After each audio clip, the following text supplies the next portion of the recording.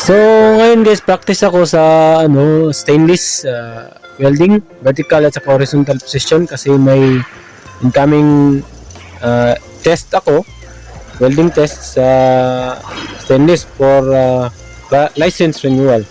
So dito sa video na to, i-share ko sa inyo ang mga bagay na dapat isalang-alang kung titira ka ng stainless, lalo na sa vertical at saka horizontal position. So kung ano-ano mo ngayon, tuloy-tuloy lang sa panonood, ipapakita ko sa inyo.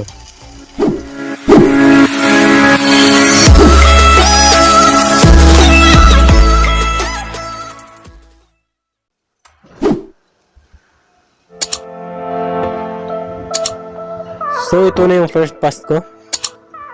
Yan. Tanggalin na natin yung plugs. So nakita ko medyo okay lang yung adjustment. Nasa 30 volts ako at saka yung current is 275.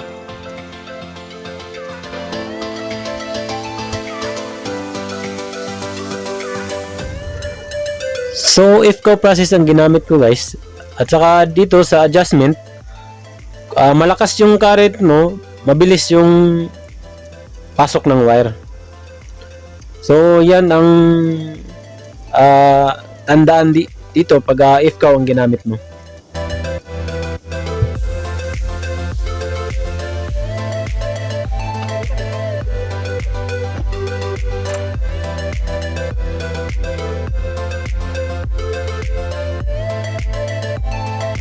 So ito yung second pass. Yan. Tanggalan ko muna.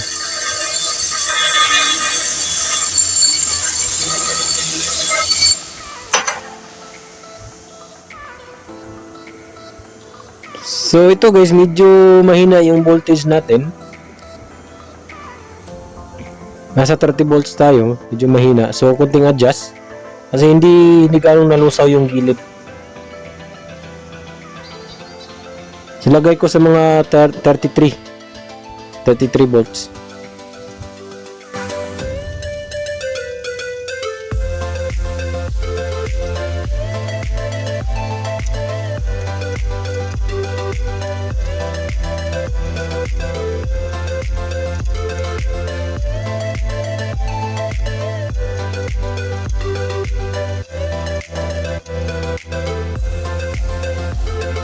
So third pass na ako. Sa ganitong plate na 9mm yung kapal, mapuno na siya, mga 3 pasada mapuno na.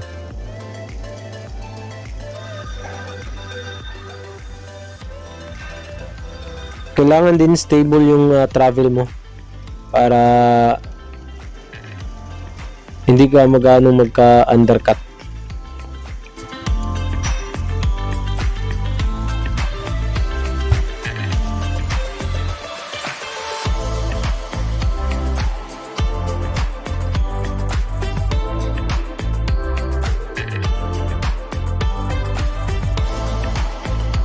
So ito yung third pass. So nakita mo na yung travel speed ko is sakto lang kasi yung heat affected zone ng plate is hindi siya lumalapad. So visually guys, okay naman yung tira ko, pero kailangan siya i-mechanical test, i-bend siya kung wala bang crack at saka sakto ba yung luto ng hinang.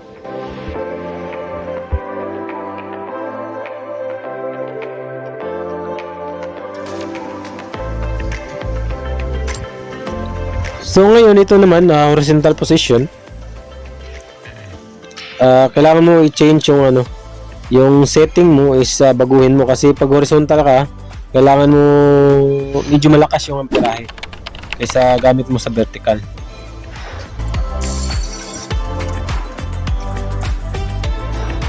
So amperahe ko nito is nasa 280.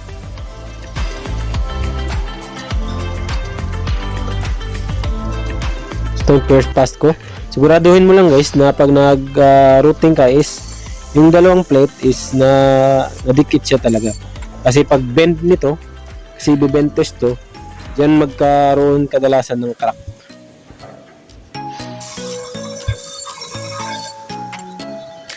So yan yung first pass ko. Sakto lang nalusaw natin yung plate. Yung bawat gilid ng plate, yung root gap niya nalusaw. So sa ganitong structure ng bead mo, ibig sabihin mas mahina yung amperahe. Kailangan palakasan.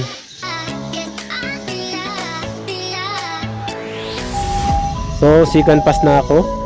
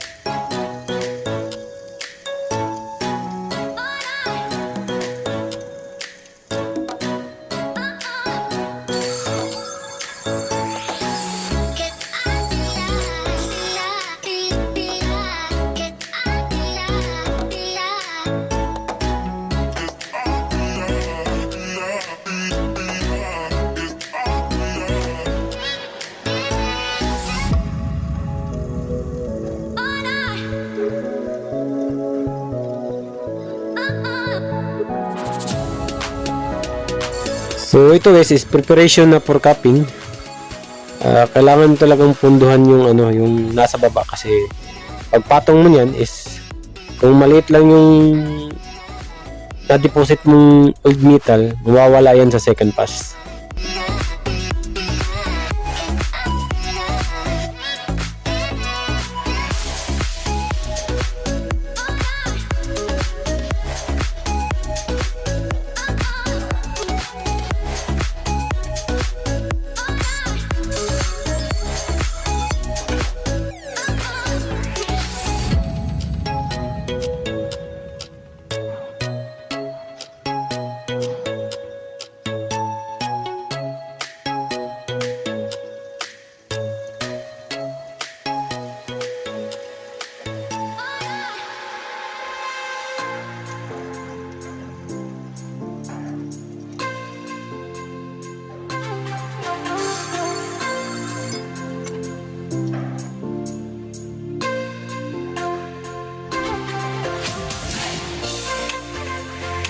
So ayan, nasa third pass na tayo.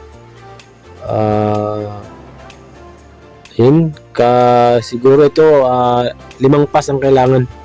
Kasi medyo malayo pa yung bibil niya sa taas. So mga 5 pasada to.